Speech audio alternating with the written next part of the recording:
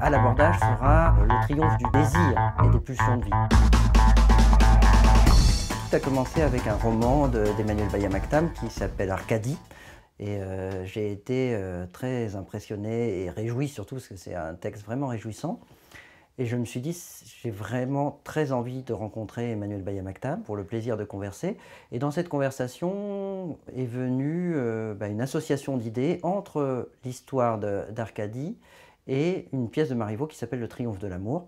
En fait, dans les deux cas, il y est question de l'initiation de jeunes femmes. Et donc, de ce parallèle un peu étrange, à front renversé, est venue cette idée de proposer à Emmanuel de partir du Triomphe de l'amour pour écrire une pièce inédite, une création bien sûr, qui va s'appeler À l'abordage. Avec Emmanuel Baya-Mactam, c'est la première fois que je travaille en complicité avec un auteur qui est là, qui suit les répétitions, qui écoute. Son regard est tellement bienveillant et en même temps d'une telle acuité que ça devient très fertile et que ce travail se passe entre une troupe et un auteur. Et finalement, le plateau est une dernière étape d'écriture de la pièce. C'est ça qui est très passionnant et qui est une pratique nouvelle pour moi. Le fait qu'une pièce naisse d'une autre pièce, c'est quelque chose qui est un peu différent d'une adaptation. Ce n'est pas le cas. C'est-à-dire que la pièce est résolument contemporaine, l'histoire résolument inédite, et en même temps, la structure, les archétypes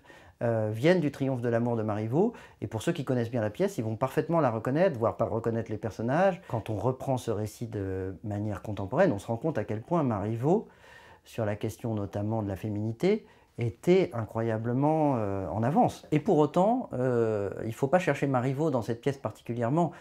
C'est vraiment une œuvre originale qui en sort.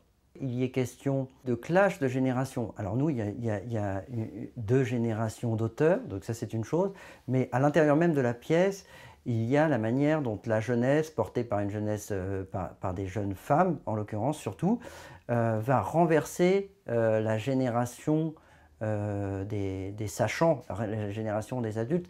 Et aujourd'hui, je trouve que c'est très important. Je suis très frappé par le fait que dans une période très apocalyptique, très décliniste, on sent enfin une génération qui est en train de se forger les clés d'un avenir.